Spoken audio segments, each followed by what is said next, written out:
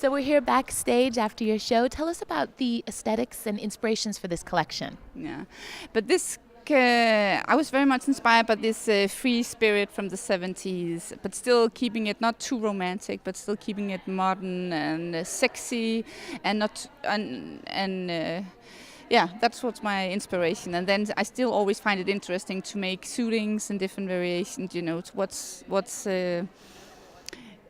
yeah, suiting for women I always find interesting. So I played with that, but again, doing it much more feminine and having the silhouettes from the 70s. And, yeah. Tell us more about the silhouettes and about the materials that you've used to create that sort of 70s, but maybe a little rougher aesthetic. Yeah, and definitely also not too romantic, but a little bit more cool and a little bit more modern. A lot of structures and interesting fabrics and textiles are used. And then also the broderie anglaise, but doing it with a little bit more, not too sweet and flowery, but more with geometric shapes. And so worked with that, yeah. And then a lot of knits from head to toe, yeah. So you're a big international brand. What keeps you coming back to Copenhagen Fashion Week? This is where we're from, so of course we're here, yeah.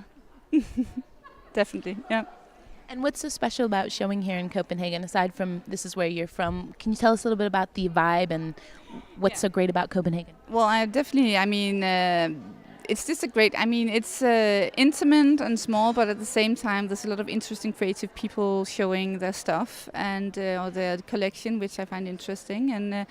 And then the weather is nearly always there. It's always with us and having a good. I just like the vibe. It's relaxed, but it's fashion and it's creativity and it's a nice energy, I think, in the city.